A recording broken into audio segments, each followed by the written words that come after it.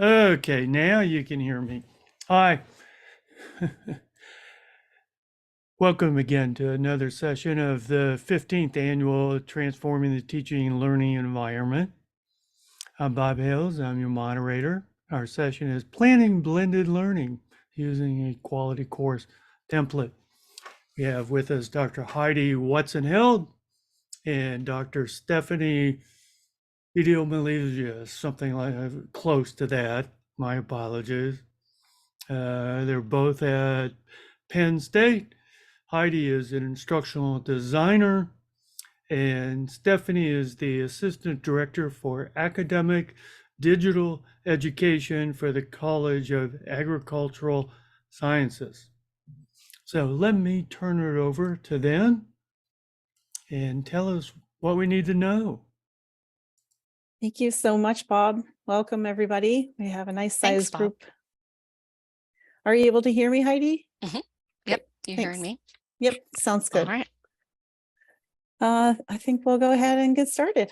Yeah, sounds good. Great. All right. So we want to welcome everybody to Planning Blended Learning using a quality course template. Today, we're going to share examples of templates that you can use to develop and plan blended learning. And we're going to provide examples of course templates that you can also use for blended learning. We're going to share some tools that you can use to target quality assurance in order to make sure you're creating great blended learning courses.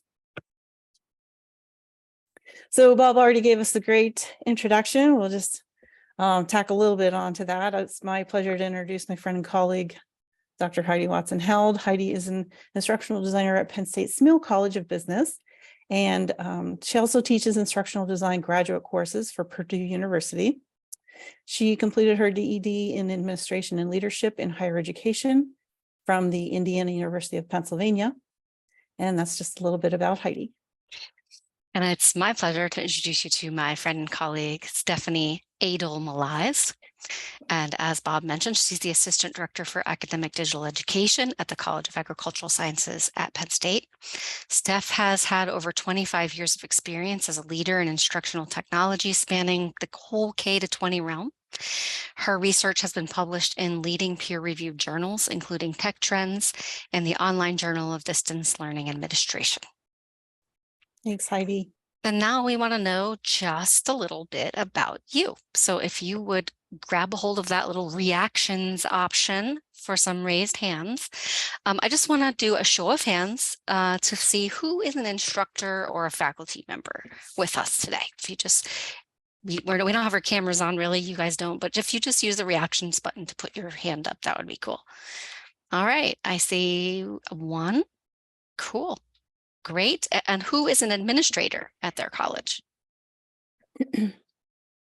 Cool. I see another two. And who's a program director? Great. And who is an instructional designer? And I see one. Okay, there's two. Okay. Yes, yep. Awesome. Yep. So one more show of hands. We would just like to know how familiar you are with blended learning. So if you're a regular user of blended learning, if you would just raise your hand. Looks like we got three. Great. 4, 5, 6. Okay, cool. That means that's a lot of you you're kind of looking to improve your blended learning. How many of you for that? Great. We can always learn, right? And who in the room has never tried to develop blended learning before? Okay, cool. We have one.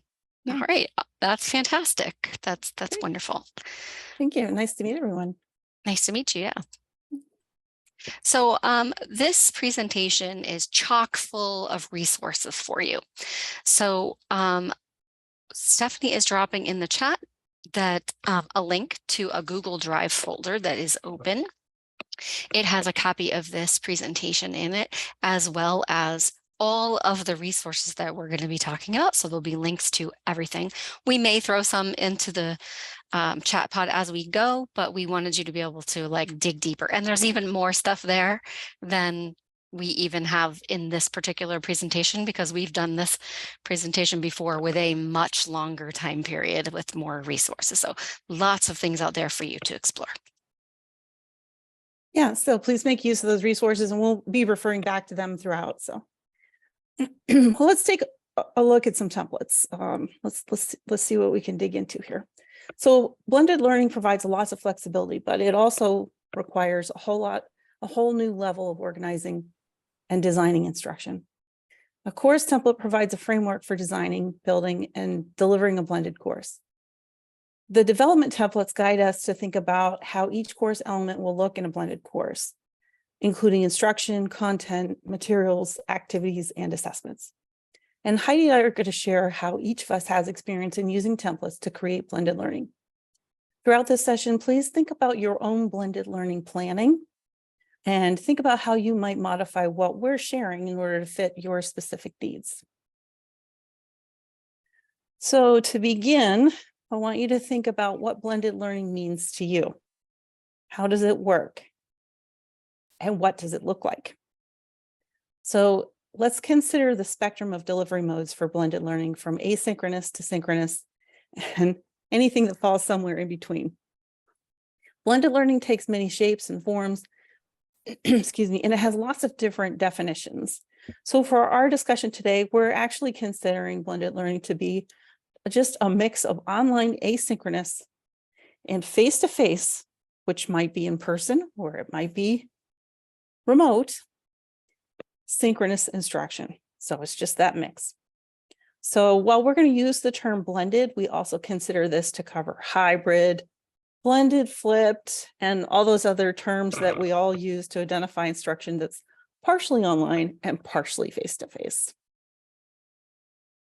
So when we first think about creating a blended course, it helps to think about how much time a student is expected to put into the course overall. What does that look like at your institution? So I have a little table here, and this table shows how, for us at Penn State, a 3-credit, 15-week residential traditional course, students are expected to spend 3 hours participating in weekly instruction, and then an additional 6 hours of outside preparation for each week of the course.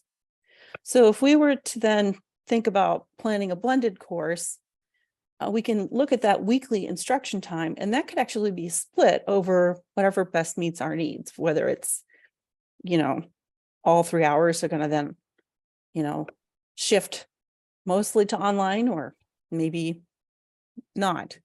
But then we still have that additional 6 hours of outside preparation. So when you look at this, you can begin planning your blended course with a simple table template just to start considering options for how your course might look and literally where your students are going to spend their time in the course. And then from drafting a table, you can determine what the course blend is going to look like. We can eventually create a final visual for students to show them what the blend will be. One of the most frequent pitfalls we find with blended learning is the students don't grasp what portion of teaching and learning is done online and what's done in the classroom and how those two things relate. So having some type of a rhythm for what happens each week or each day of the week or each module, this really helps students organize their own learning. This example I'm showing here is an instructor created example. They use this in order to show students visually what happens throughout a 2-week module cycle, where every course would have had a typical Tuesday, Thursday meeting time. So in this example, we see that the Tuesdays are shifted to online and the Thursdays are face-to-face. And if you look a little closer, you can see where there's even a little more detail about what's happening on those online and face-to-face times. So where do we start? How do we plan for the right mix and the right rhythm or the right cadence of those instructional methods? And how do we decide to achieve the learning objectives for the course? What happens online and what happens in class, and where do those two modalities intersect in order to make sure you have a good balance between synchronous and asynchronous instruction? A mixed map template can be a really great tool to start planning this blended learning. And based on the learning objectives, then we can use the mixed map in order to plan how those different learning elements will occur. So a mixed map template like this one from Blended Learning Toolkit from UCF, this can help us plan which elements of a course are going to be online and what's going to be face-to-face. And then also for all of those instructional elements we mentioned, including, the instruction, assessments, assignments, content, resources, and how these are related and interact in between the online and the in-class learning. So you can use this template to outline what's covered during synchronous instruction, what's covered online or asynchronously, and then where those two again intersect. And Heidi is actually going to walk us through an exercise for how to use this template. First, we'll look at a couple of examples, then we're going to do a little activity together. So here's an example of a mixed map that shows a high level of planning in terms of what types of items might be taught or learned face-to-face versus online. And then again, you see the mix of the two shown in between. So in this example, we see face-to-face includes things like content presentation or hands-on activities. And online includes things like book readings and self-checks. And then to tie the two together, in between, we see things like cloud documents and reading discussions. And here's our second example. This is actually an instructor completed example created for a food services course. And we're actually going to provide this for you to look at as we walk you through an activity to start thinking about what your own mixed map will look like. So I'm going to turn it over to Heidi. Great. So in the chat pod, I put for you a Google Drive link that opens a copy of this Venn diagram that Steph was showing you. It is the blank one. So if you want to hit that link and go ahead out and grab yourself and download a copy of that for yourself, we're going to give you like 5 minutes to work on your own, to focus on one module, topic, or lesson, and use the comparative advantage to complete this kind of blank mix map. So you want to start by considering what your schedule will be, and then maybe start to lay out what things will be face-to-face and then online or both. When we have completed that 5 minutes, we're going to bring you back and we're going to put you all into some small group breakout rooms so you can discuss what you created together. Maybe you want to talk about one person's or maybe more than one person's for about 10 minutes. And then we'll have somebody volunteer quickly just to kind of talk about what the conversation was like. So we're going to start the timer right now for 5 minutes for you to think about your mix map on your own. And Steph, will you show the previous one as an example?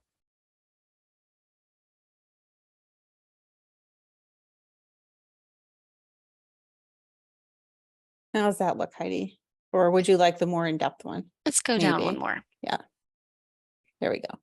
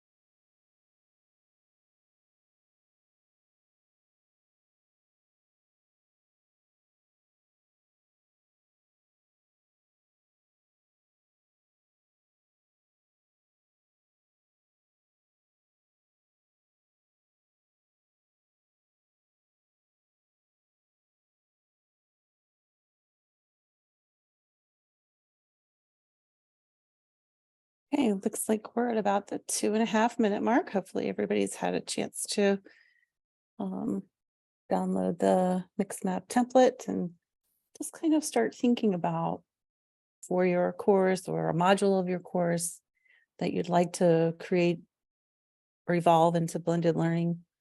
What would you be covering in face-to-face versus online? A lot to think about there. Is assessment better in the class or is it better online? Do we want to use demonstrations in the classroom or do we want videos online for demonstrations? Lots of things to consider.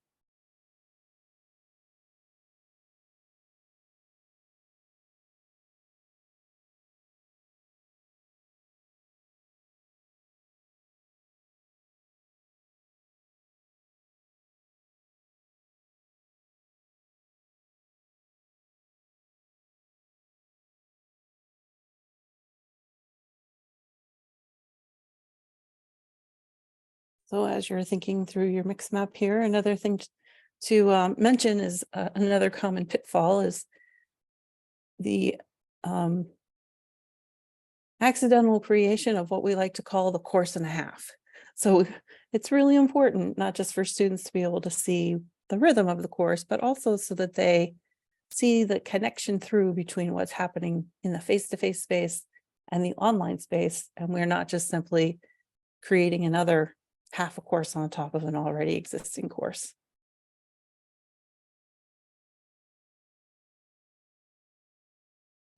All right, we've just got a few seconds left to go, and it looks like we are now a smaller group, so probably no need for us to go to breakout rooms, but we can open it up and kind of talk together about your mix map. And there it is. Okay, so this is meant to be a really open talking time, so we'd appreciate it if you want to unmic and talk with us a little bit. So tell us a little bit about what you found you would put in your mix map, like what was in the fully online side and what might you have put on the online or the face-to-face side and what was in the middle.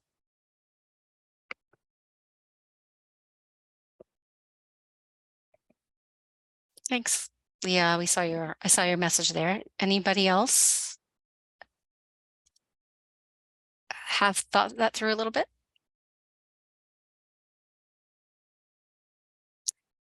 Aliana, go ahead, just unmic and chat with us.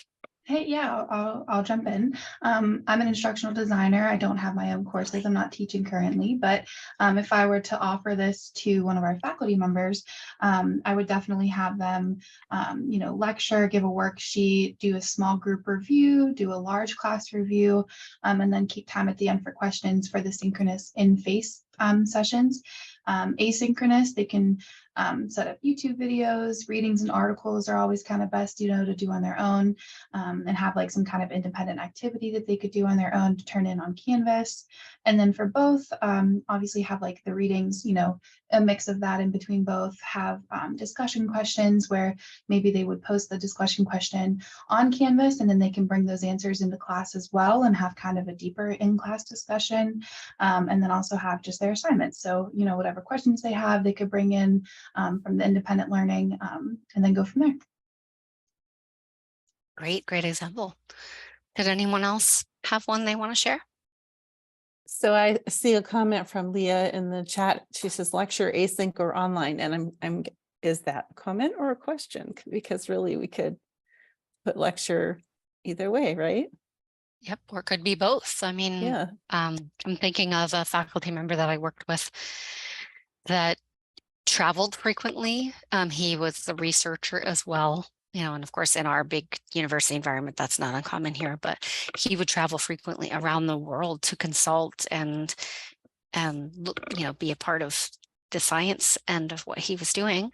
And so he would have a blended course, and sometimes he would record a lecture from Lord knows where in the world and post it into the class.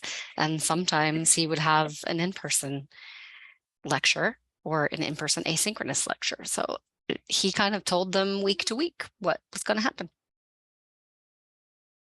So Leah said it was more of a comment. It could be either Asynchronous or online, yeah, great.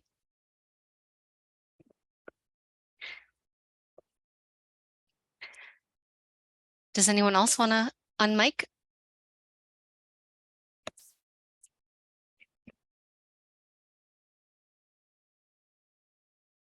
All right, well, I'll jump in with one quick little example just to fill in the time for a moment. So I've been working with a faculty member for quite some time in our College of Business here, where the faculty member was teaching a course about starting new businesses. And so we do have a blend. It's supposed to be a fully online class, but she does do synchronous sessions for her kind of lecture, although they're very engaging lectures, a lot more questioning and conversation and imagining, if you will. But the course online is all of the readings, the videos for the after asynchronous session. So I would call that a both piece, those videos of her lecture. And then the face-to-face was a lot about activities and preparing them for assignments. So they might be writing a business plan or preparing, and she might be doing that live with them in the course. So you can see how it can really be all of these things. It's very fluid for her class, what she was doing. Steph, do you have any examples you would want to share? Yeah, thanks. And thank you for that great example too. I think one of the most memorable courses that I worked with in blending was basically an experiential education course for early elementary educators, and the instructor evolved the course from being pure lecture to being blended, where 10 of the 15 weeks, the students would actually go on a field trip and experience what they would, possibly expose young students to early education as a part of a field trip. And so they used the online portion in order to do all the theory work, and then they went out into the world and did those hands-on things. So just a nice example.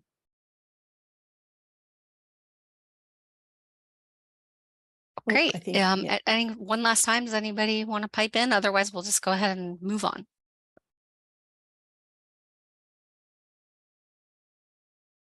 All right, so let's go ahead and jump back in, Steph. All right, great, thank you. So now that we've used that mix map to plan some parts of the course used to accomplish the learning objectives, let's look at how to chart those using a blended course integration chart template. Say that fast 5 times. So both the mix map and this following integration chart are provided in our presentation resources again. Please check out that folder when you have a chance after the conference.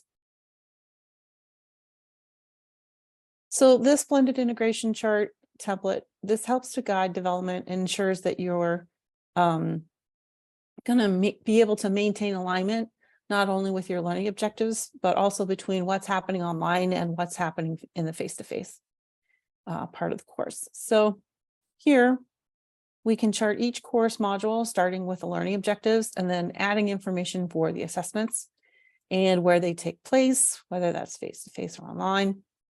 And then we can also chart those along with where the activities and resources are found, either face-to-face or online. And then finally, we can describe the integration that's happening between what's going on in class and face-to-face and online. And so, again, this is included in your resources for a folder for when you want to take a look at it later.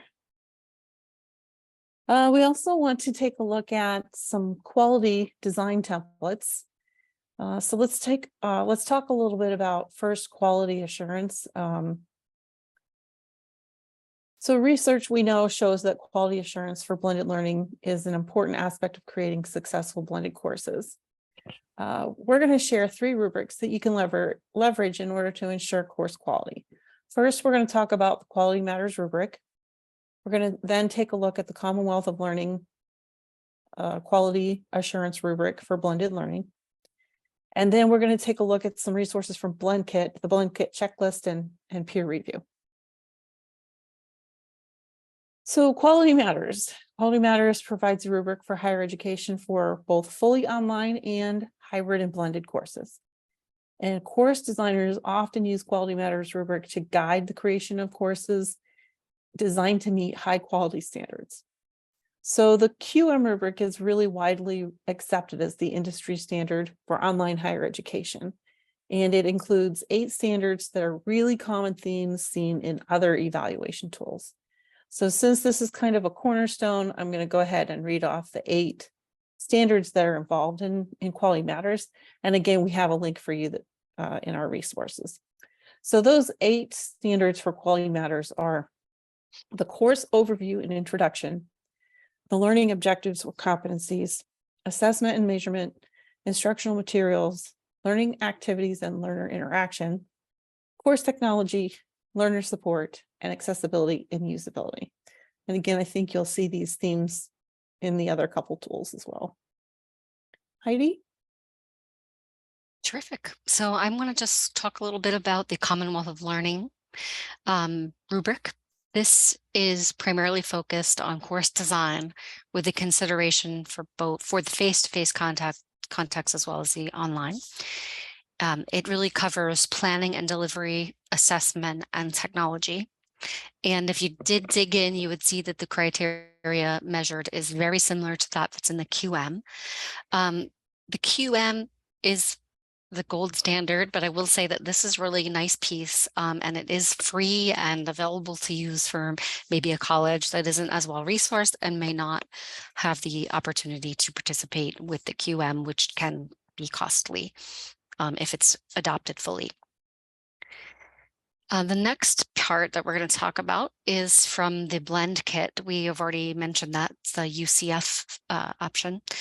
This blended course implementation checklist does give you a checklist of things that you can check in on before and during and after the course in terms of checking in on quality.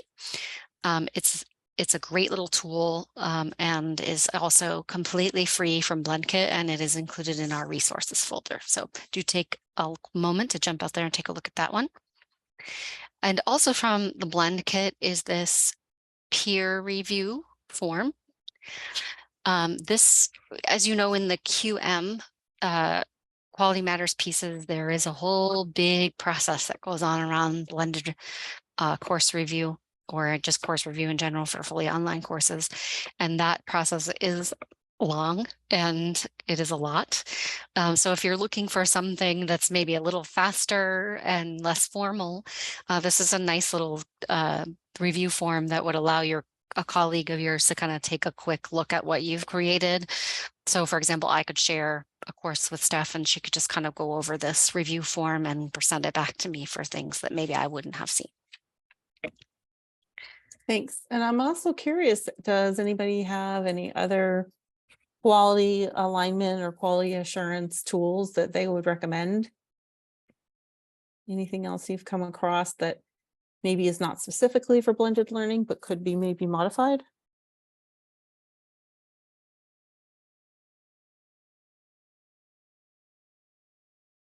Feel free to unmic to respond if you like.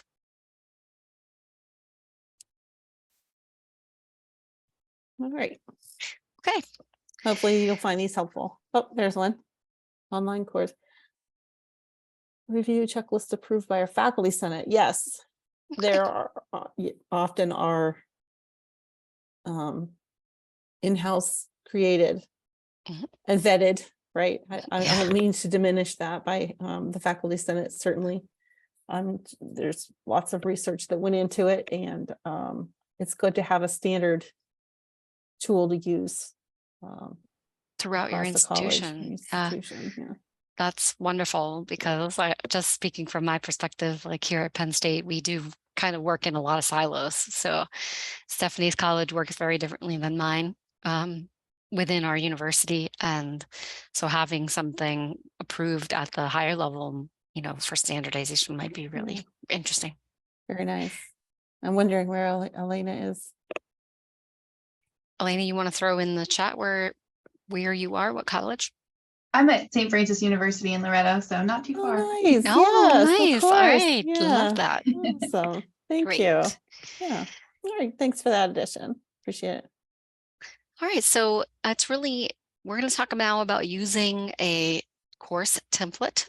And it's really never been more important to confront these three big challenges that we face with online education. And those are creating interactivity, authenticity, and then support for our students and faculty. So the use of an institutionally appropriate course template that provides a standardized student interface that gives consistent presentation of the learning management system is important. And the template can also ease the course development burden by faculty and instructional designers as a mean to provide support to them. So Steph and I did a little research, and we thought about the different elements that might make up a great blended course. Do you want to? Thanks, Steph. We knew that taking all of those elements and kind of organizing them with students in mind would be really important. So we found that the following elements seemed really consistent across all of the examples that we found in terms of templates, course templates. There was usually a really strong homepage for the course, and there was a good syllabus that was clearly accessible, readable, printable. There was an orientation that helped students to ease into the course within the first week. There was strong and well-organized content, and there were well-organized and clear rubrics around and discussions, assignments, and activities. So students knew exactly what was going to be expected of them. So we thought we would show you just a couple of examples from specific units and colleges, and we hope that you'll get inspired by these examples. So while I already have the gavel, I'll jump in to talk about our example here at the Smeal College of Business. So we have, a team of instructional designers, and we built this template during, well, a little before, but also built it up a little bit more during the pandemic. And we built this template on the QM rubric. So it does include a course orientation. That is collapsed in the view that you're looking at here because it's really long and it would take the whole picture. I'd happily share with you the content of that. But it does meet all of the standards that the QM was asking for in terms of orientation for students. And then we provided this example to our faculty around building with a unit, kind of a block, a module per week throughout the course.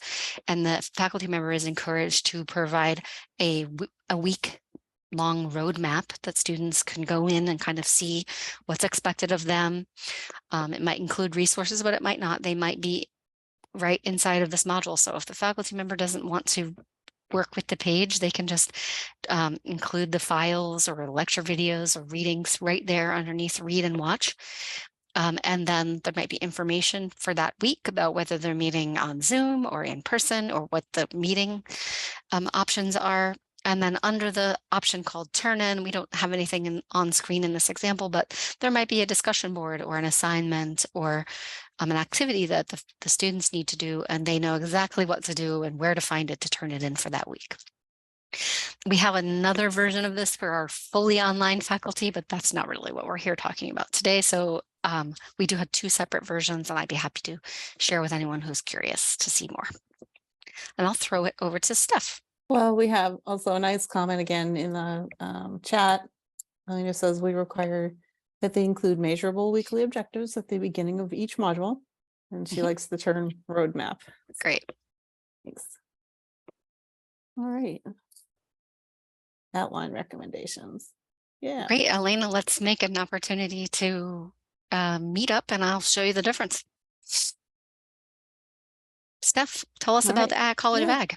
Yeah, thanks. So at with Digital Education and College of Ag Sciences, we provide a template for faculty to use in planning online instruction as well. This is a compressed screenshot of our template that we use. And I did say online instruction because that's primarily where we focus the most of our work. But what we do is then we use this template for online instruction in combination with an instructional design consultation with faculty, and we talk with them about what's important with them and what they're looking to do with blended learning. So we leverage this online template and then we sort of reverse engineer it back through into helping them use this as a template for online learning.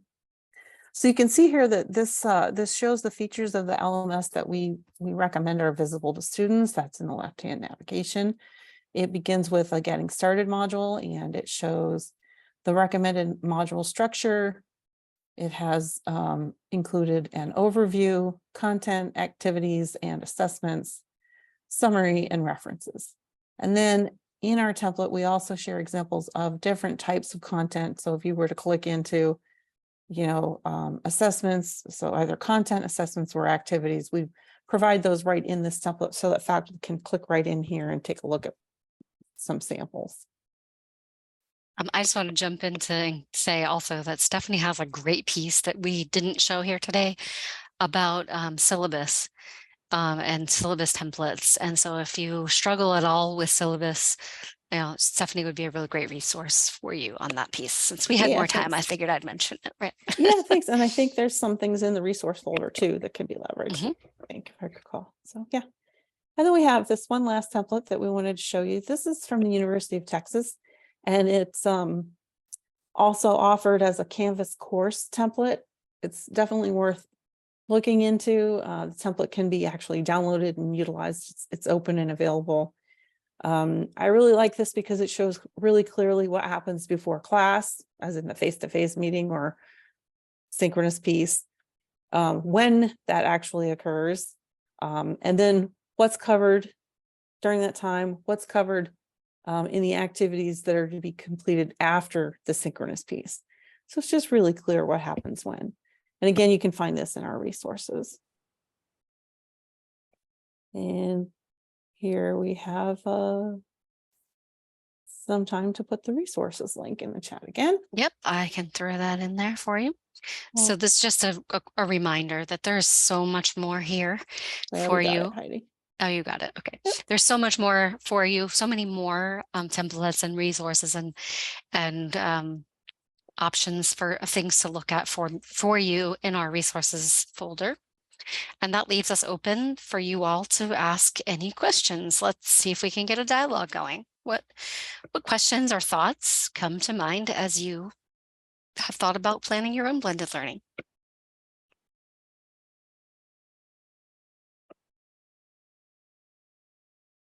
Feel free just to unmic and chat with us.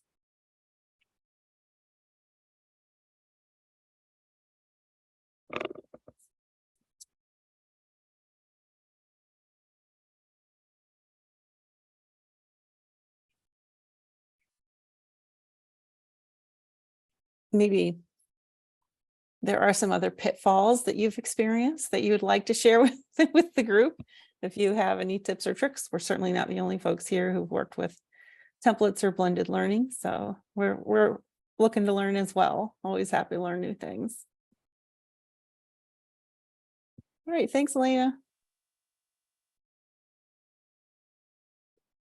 Okay, well, we'll give you back a few minutes. It looks like we've kind of wrapped up. So I'll just flag Bob if he's still with us to end the recording if he's ready. But we want to just say thank you so much for joining us for this part of our presentation. And I'm happy to stick around for a few minutes if anybody just wants to chat off of the camera. We'll be happy to talk with you. Thank you very much, everyone, for joining us. Yeah, thanks, everyone. And Stephanie and Heidi, thank you for your time. I appreciate it. Thanks, Bob. Thanks for the opportunity.